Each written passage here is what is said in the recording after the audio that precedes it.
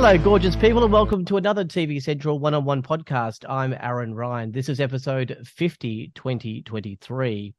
Rush is Channel 9's new travel adventure series following 12 everyday Aussies embarking on an adventure of a lifetime to some of the most exhilarating places on the planet. Dropped into the heart of some of the most pulsating cultural festivals, huge events and exotic locations in Brazil, Turkey, Jordan, India, Thailand, Ireland, France, Kenya and South Africa. Deprived of all senses, they must work together to complete the mission and reach the escape zone. A man that knows more than most about travelling and survival is David Genat. In 2019, David Genat gained widespread recognition when he competed on the fourth season of Australian Survivor, titled Australian Survivor Champions versus Contenders, and then the winner of Australian Survivor All-Stars. David quickly emerged as a strategic and manipulative player on the show. He formed alliances, made strategic moves, and played both sides of the game, earning him the nickname The Godfather. He now transitions to the role of host, and Rush could not be a better fit. Actor, model, host, black belt in Brazilian Jiu-Jitsu, ambassador for Harley Davidson, and supporter of health and fitness awareness, David Genat joins me now at TV Central. David, thank you for joining me. Aaron, how are you, man? I'm really well. That was quite the intro, my friend, but I have to pull you up on one thing because I was like, man, you are nailing this. Oh, not the Godfather, the Golden God. Oh, I read the Godfather. The Golden God. The Godfather was Matty Rogers. That's what Matty Rogers' nickname. You got to own your nickname, you know. So, oh, geez. I was the self-anointed Golden God, so it was even more embarrassing. I was calling myself that. Other people weren't calling me it until it caught on. I wonder if this is going to make the edit. Oh, it better. All right. So with your own personal passions, your travel, your time on Survivor, could hosting Rush not have been a more perfect fit for you? I mean, mate, it's really a dream job. So nobody would say no to hosting Rush. They're basically like, do you want to fly around business class to all these great countries and stay in five-star hotels and then kick contestants off a show? I was like, yeah, it sounds like right up my alley. But it was a good combination. I'd auditioned for a bunch of shows last year that hadn't quite come about, that weren't quite the right fit. And when you're not succeeding in that area, you're like, what does not the right fit mean? And then when the right fit comes along, you're like, oh, I'm so glad I didn't do any of those other shows because it would have meant I'd missed out on Rush. And Rush is me to a T. It's like travel and it's adventure and it's stuff I've all been involved with over my last 20 years as a model and actor and, well, now a TV host. Did you discuss with the team the kind of host you would be? I mean, you could have been the fairly straight-laced or the Jonathan LaPaglia type, but you seem to have gone for a cheeky host and supporter of the teens with lots of hugs and celebrations as they make their way to you, finding you with each episode. Yeah, look, one thing I've got that none of those hosts have is I've been a contestant. So I think probably I'm coming at it from a bit more of an empathetic angle. And I was trying to fulfill a role that I would have liked as a contestant, I guess. So it wasn't just being like, this will be my performance as the host. I really was very conscious of like, how are the contestants feeling? Because it's hard, man, being a contestant on these shows. It's something you've never experienced before. It's very intense. There's cameras around, insane travel schedule. And so to be able to have that experience myself, I think really kind of shaped what I wanted to do with the character. So when we were talking about it in pre-production meetings and how we were going to approach it, some of the EPs and Tara Williams had a fantastic idea of like, you should be eating at every location. And I remember being on Survivor and thinking, oh man, like sometimes you could smell like food on some of the crew and it would drive you nuts. And I was like, oh, I'm gonna have fun with that. So when the contestants come up there a bit hungry and I'm like snacking away, I get to just do some really like fun stuff, you know. And they trusted me and I trusted them all shine because they're just amazing. So yeah, there wasn't really any of those concerns about like, oh, is this going to be good? Like I knew it was going to be good because of the team involved. Yeah. Obviously, there is prize money and the strategy of the show to win each section of the adventure, but I'm really enjoying a couple of the other elements of Rush.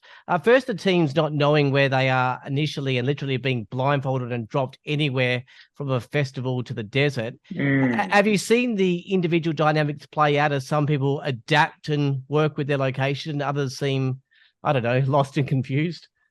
I mean, 100%. But we kind of had, when they're casting, they wanted quite dynamic people that were really up for a challenge because it's really arduous what they're doing. But they also wanted diversity in the casting so that the audience can be like, that might be how I would respond in that situation. And I think they've done quite a good job of that because we've got people who have done a lot of traveling, some traveling, and no traveling.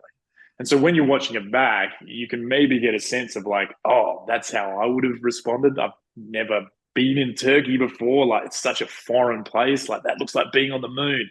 And so we wanted to give them the adventure and obviously the competition, but also people you can kind of root for or root against, which is the fun part of reality, but give you that kind of personal experience to be like, maybe that's how I would have done it or not done it or whatnot. Well, that's the other element I'm enjoying about the show, and that's the characters and the teamwork or lack of in some cases. Tell me about Adam, for instance. He seems to be a mummy's boy and learning a few harsh realities of life out there, although he is very endearing. Yeah, and I mean, and that's the beauty of it, right? Because he's a young dude, man. Like, I had the benefit of, with my career, I started traveling quite early. And there's nothing that will broaden your horizons like travel. It makes you a better person. It makes you a more interesting person. And it makes you more empathetic towards other people's experience. So if you've just grown up in Western Sydney, mum's cooking all your meals and you're just going to and from work, you've got your little bubble you're living in, you might not have had that wider range of experiences. And to see him flourish and find out about like how great these experiences are, I love what Adam's doing on the show. And he was really fun to be on there. The dynamic between him and Fiona is hilarious to me. And I think that was something we didn't realize they would slot into that mother-son role. But it's the beauty of the show. Like, there's a lot of people in Adam's position that haven't really had a chance to travel that much.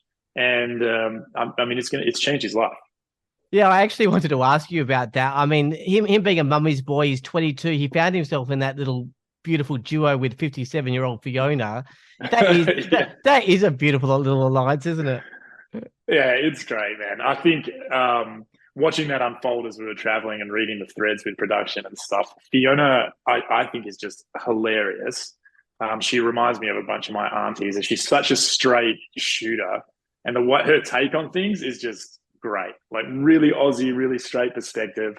And it's offset by that thing of like, she just can't help but mother Adam because he's such a mama's boy. And I just think it's really, really funny, those two, especially the concept of having them do IVs together, having them do the interviews together. I love the way they were bouncing up each other in last night's ep. Well, 3 episodes in, and it looks like there could be love in the air for one team, Saxon and Lola.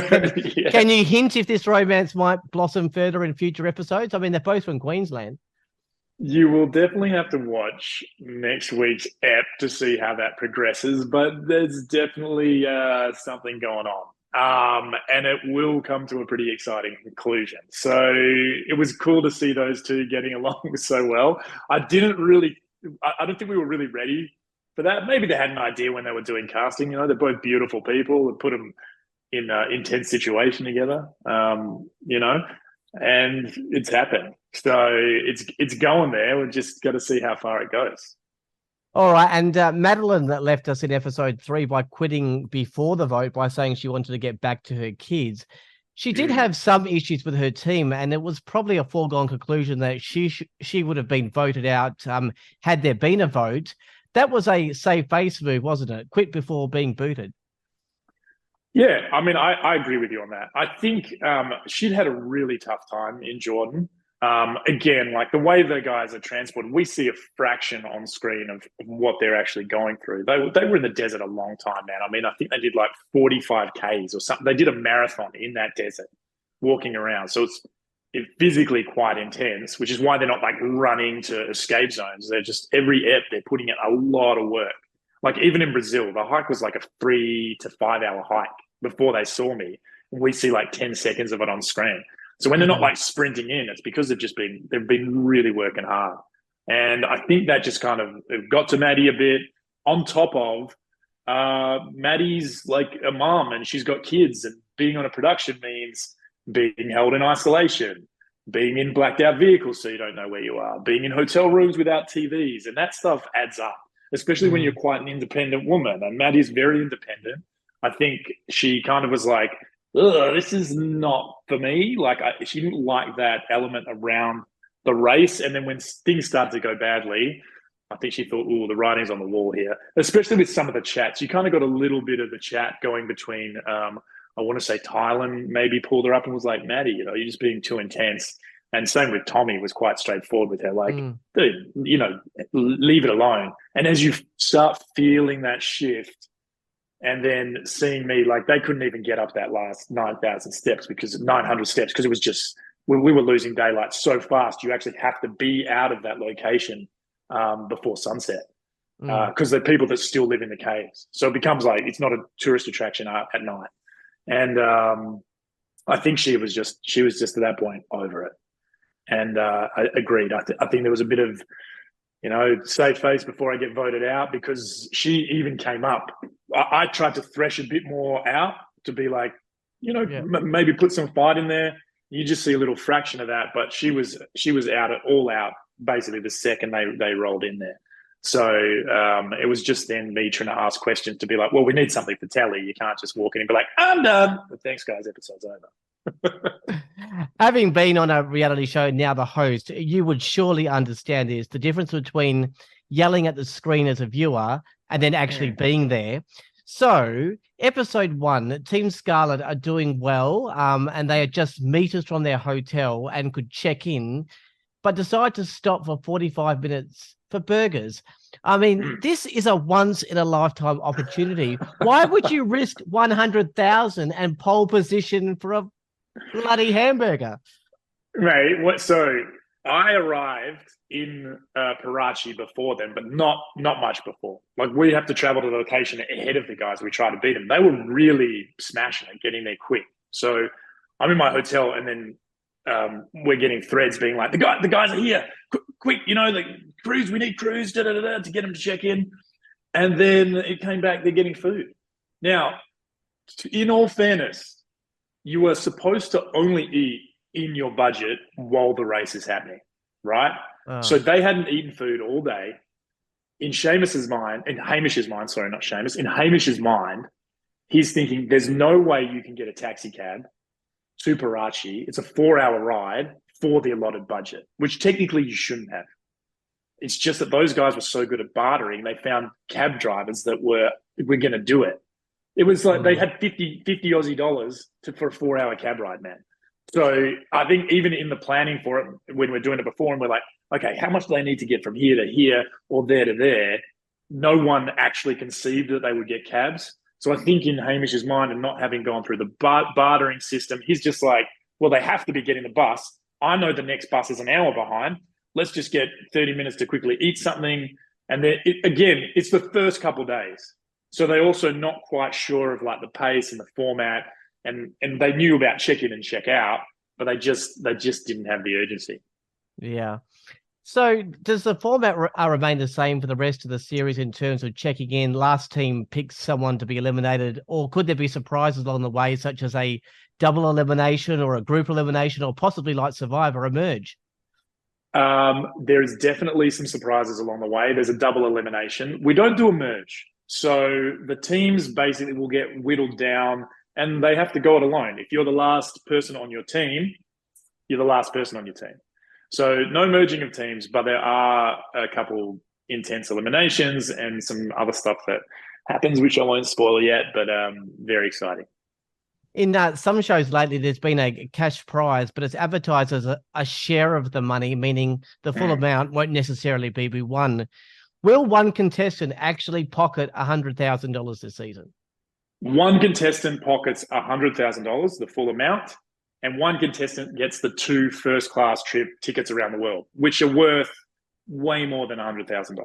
So Yeah, so there's a pretty decent prize. I know some people go, oh, first class tickets, but the business tickets around the first class, sorry, tickets around the world are crazy expensive. So that's a great prize in itself. So one person does walk away with it. So if the tickets are worth more, are we aiming for second place then? Well, you get them both. You get 100 grand and the tickets if you win. So Oh, nothing for second place. oh, Unfortunately, okay. just the So experience. I misheard that one. Okay. The show features a lot of traveling. You do a lot yourself. Are you still between New York and Australia, or have you settled in one location now? So I am between New York and Australia, but we actually just signed a contract to sell my house in Brooklyn. So that's going ahead right now as we speak. So there's been a lot of back and forth, but we are now fully committed to being in Australia, which is great. Rush being a big part of that. So Yeah. it's good. It's good to be here. Good to be with Channel 9. I have a 3-year contract with Channel 9 now. So some really exciting stuff coming up. Oh, awesome. Okay, a bit about you now. Like stereotypical modeling seems to be with slim, young, hot people. It's been about 20 years since Search for a Supermodel. You are getting a little bit older now. But I think we're about the same age. But geez, you're still as hot as ever, if you don't mind the compliment. Do you still get a bit of I'll take modeling? the compliment. I thought you were about to say, you're not as young, slim, or as hot as you were. But Definitely not. Definitely not. I've still seen Aaron, I know. Trust me, I know. I've seen some shirtless pics. Do you still do a bit of modeling these days? Look, it's not that I won't, but my focus really 5 years ago became acting. And as I was transitioning out of modeling, you had to make a bit of a decision. It's not that I wouldn't model or represent brands. I have done that, especially for some of my friends' companies. I work for Lily's Jewelry out here, just because they're close friends of mine. And I've been doing that, but it's just not really the focus of my career. I think acting and television kind of go hand in hand because you get to ask to represent brands all the time or do photo shoots, but it's not where I'm making my bread and butter anymore. Is your fitness and nutrition routine similar to previous years, or do you allow yourself a few more Krispy Kremes these days? Oh, definitely a few more Krispy Kremes. No, definitely. I'm a fitness nut. So that hasn't really changed. What probably has changed is I don't have to be a certain size anymore. When you're really in the model world, you have to be able to fit into sample size clothes, which is like 32 waist. I probably weighed about 80-ish kilograms when I was doing that. And now I can lift. So I love lifting weights. I like doing sports and just for my personal health, that's where I like to be. And I'm now a pretty heavy dude. Like I probably weigh about 100 and something kilograms. So that's where my body's happy. That's where I feel really healthy. Yeah. And I just much prefer it. I'm interested to know if your on-screen reputation is just a persona or whether that reflects who you are. I mean, in Survivor, you were called a manipulator and were very strategic. Even in Celebrity Apprentice, Janine Alice labeled you as the sneakiest contestant in the season. I'm curious to know if your strategy and gameplay is part of your life away from the cameras. I mean, even as the host of Rush, you're just a little bit cheeky. Oh, man, like I probably couldn't be more opposite, to tell you the truth. When like I was saying, I'd been acting in the States for a couple of years leading up to my debut on Australian Survivor. And I kind of went about that looking at it like a character role. I went back, watched a bunch of American Survivor, researched who the most popular characters were, what people were looking for in Survivor characters. I really treated it like it was an acting role. And that's how I kind of came up with this idea of like a bravado golden god, like styled on some of my favorite television characters, like Dennis from Always Sunny in Philadelphia, who has like a really short fuse and petty revenge and ragey and all that kind of stuff. And that's what I was trying to do for the people watching at home, which wasn't loved immediately. It took people time to come around. But that was kind of the character I got. And so you get that reputation on the show. And I think people obviously conflate character with reality, and when it's reality TV they think, oh, that's really you, but it's not. For me, there were characters. Celebrity Apprentice especially was character. I mean, I was there for a very specific reason, being asked to do very specific things. Again, it was just like an acting role for me, so it all kind of just settled in as being a part of like what my on-screen character is. And the one thing I love about it is it gives you a bit of insulation from the haters. So in my mind, I can be like, no, that's not really me. They can say what they want, or I can actually kind of clap back at them a lot of times, because that's a bit of my persona. It's my persona on Instagram. It's my persona with acting. But yeah, you talk to my wife and my kids, and actually maybe they will say I'm like that in real life. No, they'll tell you a bit of a different story, I hope. Well, let's ask you that. So who is David Genat away from the cameras? How do you think Pearl and your kids would describe you? Man, I'd like to be known as someone that's actually pretty kind. I have a very long fuse, I think, as compared to like on telly. I try to have like a short fuse, like I get angry about stuff quick or whatever, but I like to say I try to be as kind as possible, nice as possible to people I meet. People in the street that ask me for photos or come up to talk about Survivor, I always like to give them a good experience. But I just, yeah, man, I'm pretty lighthearted. I like laughing and being funny and just, yeah, enjoying my life with my wife and kids and my new dog. I got a new dog. Oh, and try to be as genuine as possible. shout out to the dog. What's the dog's name? Teddy. I would grab him, but the kids are walking him right now. He's the best. He's a mini schnauzer, and he's just, yeah, so cute. Killer. Oh. I'm interested to know about how your mental health has been over the years. I mean, whilst most would not give you any sympathy for being a model and traveling the world, and mixing with celebrities, that world can be toxic. It can be harsh. It can be intrusive to your personal life, and critics are looking for that one photo where you're caught off guard. With all that fame and money, I guess, were there also some struggles?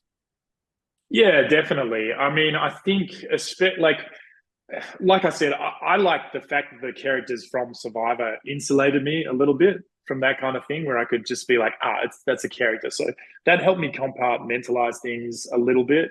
But there's definitely times where, like, if you read something, and I don't read all this stuff, but there's definitely times you see something or you read something and you're like, ooh, that actually like got me a little bit. You have to have a pretty thick skin. I've been judged on how I look for 20 years, and I'm reading stuff that still gets to me. I mean, that's pretty intense stuff right there. Like, I should be well versed in that. But a lot of those things, like, man, it can get pretty intense. It can get pretty dark. The first season of Survivor, like I said, when people hadn't been introduced to the Golden God yet, I was getting some really intense messages and some super personal stuff where people were like attacking my kids or threatening to beat me up, like wow. Pretty intense stuff. So it does take a real toll on your brain, whether you like to admit it or not. You kind of you're out of this bubble of like being so important to a show, and then having people you don't even know that are just like abusing you. And it's really, sorry, I lost an earpiece. It can be really, really tough. And I think from my perspective, again, it's my family that keeps me grounded. So to be able to take a step back and just be like, that's not real life. That's the internet, and it's not reality. And they're just like so supportive. Like my dad, rest in peace, he was such a supportive person for me, and keeping it real. And what's real is what's directly in front of you. And you just have to, realize the rest of it's a fugazi. Now, that being said, I'm also the face of this brand new show. So I'm watching what's happening with ratings, how it's being received, what people are saying. And it does affect you. I want this to be successful. I want people to enjoy the show. I want it to go well. I want to do a second season. And the threat of maybe that not happening, or hasn't been like hitting rating targets, like it's really, really stressful and can put you in some pretty it's been pretty intense, some dark times. But I always just try to pull myself out of it. I'll do some working out. I'll take a motorcycle ride. I'll spend some time with my wife and kids. My wife is amazing at helping me get out of like little dark spots. She's amazing at making me realize I'm not that important, which is also good. But she's just really great at like being supportive and helping pull me out of stuff. So it's just good to have other people you can lean on, whether it's like friends or family members or a wife or a girlfriend, to be able to talk about it is what helps. Yeah. You mentioned there about the ratings. I mean, you have to be heavily into programming and stuff like that to understand that whole ratings, how it is now, because they've got VOZ. I mean, people are checking it out online. They're checking it out days later. I mean, they're looking at demographics. I remember Channel 7 actually cancelled A Place to Call Home. It was rating very well, except it had an older demographic. So they're looking at so many things these days. It's unbelievable. Oh, yeah. So just that overnight figure now is, a kind of redundant. But well, it's also redundant because it's an antiquated system. I mean, from my understanding, we still use an Australian ratings standard where it's like people set top boxes, like certain people with boxes in certain demos and how they watch it, and then they aggregate it. So I never really look at those. I mean, the overnight numbers, but it's like if there's so many people watching it in different ways, whether it's like streaming or online or the apps, it's like there's heaps of ways to catch up with it, but it's a real and present stress. You want things to be successful. You want something you put so much time into to be successful, like for anything in life. Yeah. Whether it's like, your podcast, you want people to watch it. You're hoping people are watching it. And the hard thing is putting yourself out there. And then other people, obviously, who have nothing better to do will judge it. And you just have to roll with it. Absolutely. All right. So what do you enjoy doing in your days off? What's your lifestyle like now? Well, at the moment, I've been pretty busy with media stuff. I'm filming another show for Harley-Davidson Australia, which is around my motorcycles. So we basically take bikes and we go for a ride and do a little celebrity interview, talk to them about their love of bikes. It's for people who are really into motorcycles. I've been filming that. I have a little production company in Perth. So got a couple guys working for me, and we, doing videos, and we're doing podcasting and a whole bunch of other stuff behind the scenes on top of still finishing narration for Rush. So it's been a pretty busy time. I'm doing some 3 a.m. wake ups so I can do morning radio on the East Coast, which is always pleasant when you're in Perth. But it's been good.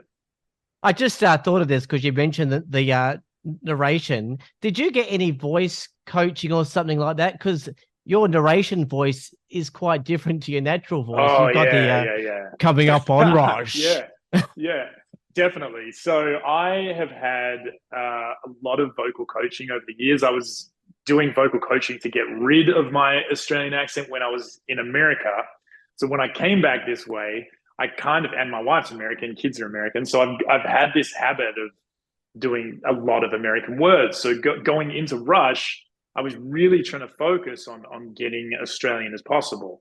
You do classes, they talk a lot about like diaphragmatic breathing and diphthongs and tongue placement and all that kind of stuff. And so I'm using what I've been taught. I always liked hearing narration that is intense and makes me vibe with what I'm watching. And so that's what we tried to put in the performance. I've got a director, we're in a sound booth. They're getting me to say things certain ways, different ways. I'm always supposed to be smiling, so you guys sound unhappy. So I'm doing narration where I'm like, today in Petra, like real big cheesy grin on my face. But that's been a really fun part of it too. Like I really like that, and I wanted in the performance for people to feel the gravity of the situation, of the places we're in, as opposed to just being like, okay, so we're in Petra today, and we're going for a walk in the desert. doesn't go have the same resonance. Yeah. I've got so many jokes with the tongue placement coaching, but I'll move. Obviously, and just finally, no major spoilers the upcoming episodes of Rush, but can you at least highlight a couple of the locations that are coming up that were either just beautiful or crazy? So India is actually my favorite location of all of them. I had never been to India before, and that'll be our first back, I want to say Sunday or Monday. And it's incredible. And there's some really cool stuff that's about to happen on the show because, and this is our little insider tip for you, Aaron, we get introduced to Rush Roulette, which is basically the tiebreaker system we use. If there's only 2 people left on a team, or if it's a deadlock vote. And that comes out for the first time this week. And it's really, really cool. Oh, excellent. All right. Super effort, David, on the hosting thus far. Cheeky, fun, and personable. Loving it. Great new series Thanks, with man. the added drop element, and the locations thus far have been breathtaking. Was great getting to know a bit about the man behind the man. Good luck with the rest of the season, and I hope to chat to you soon with whatever next project comes alive with Channel 9. But thank you for joining me, David, here at TV Central. My pleasure, Aaron. Thanks very much for chatting to me, and hopefully we can catch up in Perth sometime. All right. That was David Genat, host of Rush. So the show can be seen for multiple episodes a week on Channel 9 and 9 Now. That's it for this podcast. For all the latest news, streaming options, ratings, television guides, and podcasts, head to tvcentral.com.au. But for now, I'm Aaron Ryan. Thanks to David Genat. Bye for now. Off to some tongue placement coaching.